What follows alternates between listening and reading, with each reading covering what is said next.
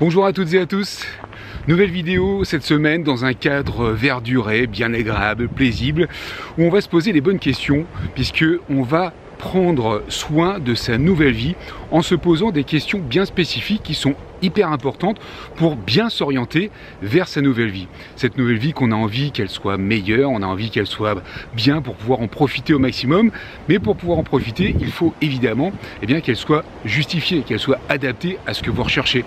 Alors, voici des questions.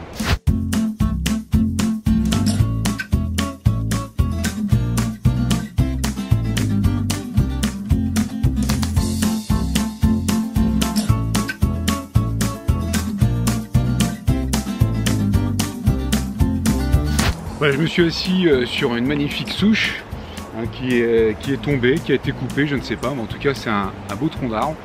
Et ça me permet de pouvoir vous parler tranquillement et de pouvoir vous énoncer justement ces fameuses questions qui sont importantes parce que c'est vrai, vous êtes peut-être dans le cas où vous vous posez des questions dans le sens où vous avez envie d'évoluer vers une nouvelle vie, vous avez envie d'aspirer à autre chose que la vie que vous vivez actuellement, soit parce que vous avez des problèmes de santé, comme c'est le cas de beaucoup d'entre nous dans cette communauté, soit vous avez un problème de travail parce que vous êtes en arrêt d'activité, parce que vous avez des soucis, quels qu'ils soient, soit vous êtes dans une vie, je dirais, de tous les jours, classique, qui se passe bien apparemment, mais vous aspirez évidemment à évoluer vers autre chose parce que vous ne trouvez pas vraiment votre bonheur dans cette vie en fait qui s'écoule jour après jour et qui est peut-être un peu pesante au fur et à mesure.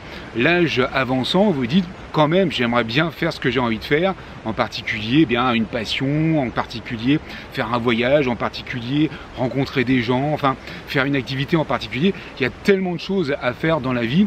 Le fait de vouloir changer de vie, le fait de vouloir évoluer dans une vie, ou tout simplement d'avoir un projet, quel qu'il soit, ce projet peut faire changer la vie, peut changer votre vie d'aujourd'hui. Toutes les routines que vous avez aujourd'hui qui sont presque confortables, peuvent être cassées et ça peut faire évoluer les choses. Alors évidemment, ça peut faire évoluer les choses dans le bon sens parce que c'est un projet qui vous tient à cœur et que vous avez envie de mettre en place pour vous aller beaucoup mieux, pour vous profiter de la vie encore mieux.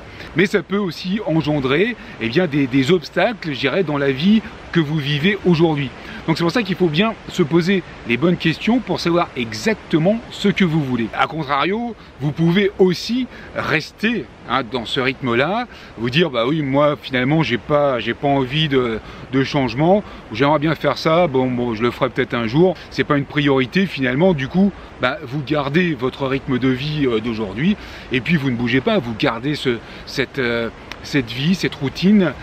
Si vous êtes dans la maladie, vous vous soignez. Alors ça c'est très important évidemment de se soigner, mais c'est important aussi de voir un petit peu ce qui va se passer après, parce que le but évidemment c'est de sortir évidemment de cette maladie et ensuite, tant qu'à faire, d'aller vers une vie qui vous plaît d'autant mieux, parce que il y a le fait de retrouver une vie d'avant qui peut-être ne convient plus aujourd'hui, et le fait de trouver une nouvelle vie.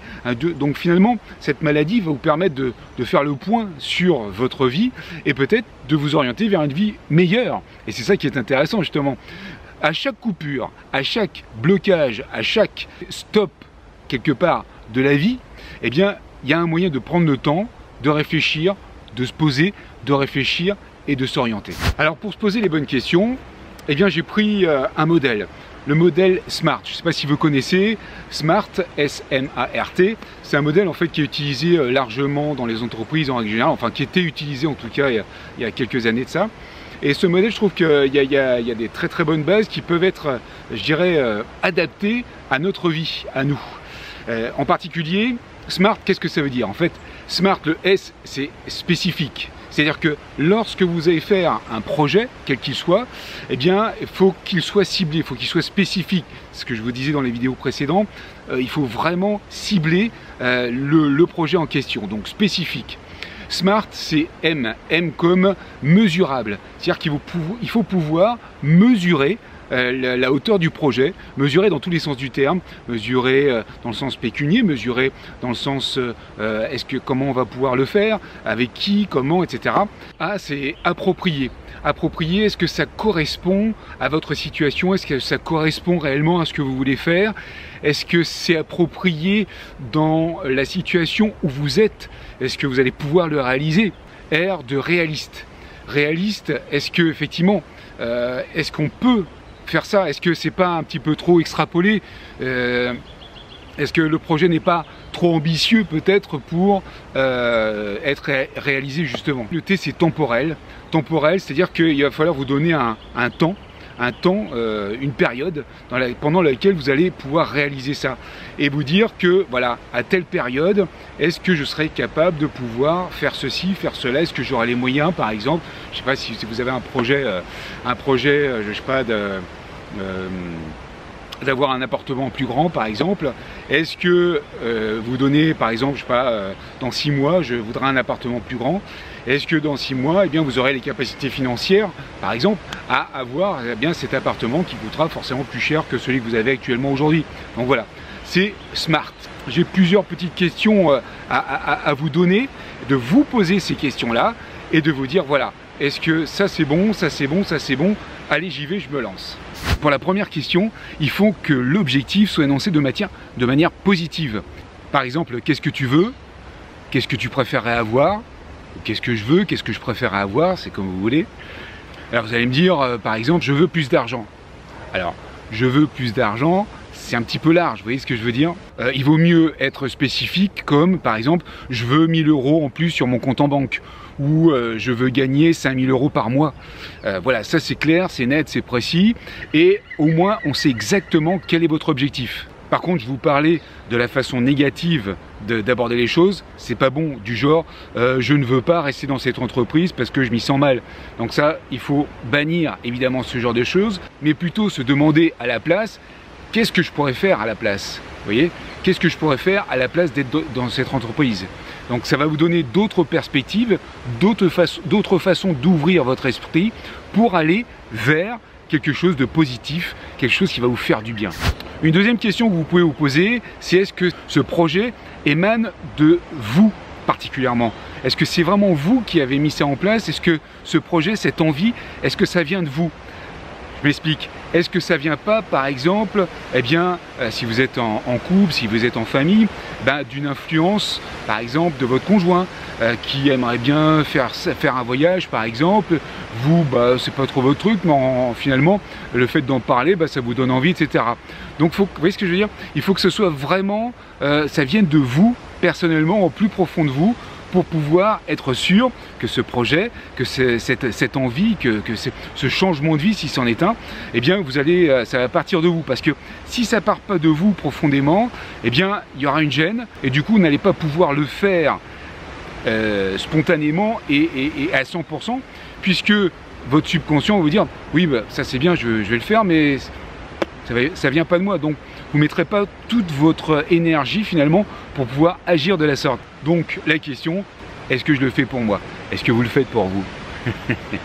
Ensuite, il y a le M de mesurable avec les petites questions en fait, qui vont vous permettre bien d'extrapoler un petit peu, d'aller, je dirais, jusqu'à votre objectif et de visualiser un petit peu si cet objectif correspond véritablement à ce que vous voulez.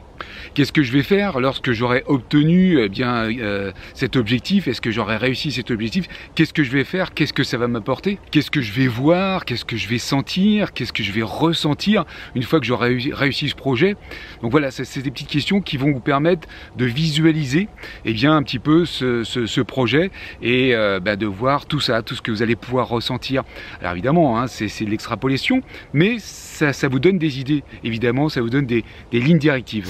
Et puis il y a également le contexte en règle générale, c'est-à-dire que si vous avez dans un projet, par exemple, je sais pas, d'aller vivre en Indonésie, vous faites un voyage en Indonésie pour au moins aller sur place, se rendre compte évidemment comment on vit, est-ce que les gens vous plaisent, est-ce que la langue est sympathique? Est-ce que le cadre de vie est agréable? Est-ce que vous avez la possibilité de vivre sur place? Vous voyez, si ça vous plaît, c'est génial, donc vous confirmez finalement vos projets. Si ça vous plaît pas, au moins ça vous donne une idée pour vous dire non, ça me plaît pas, donc je vais pas faire ça.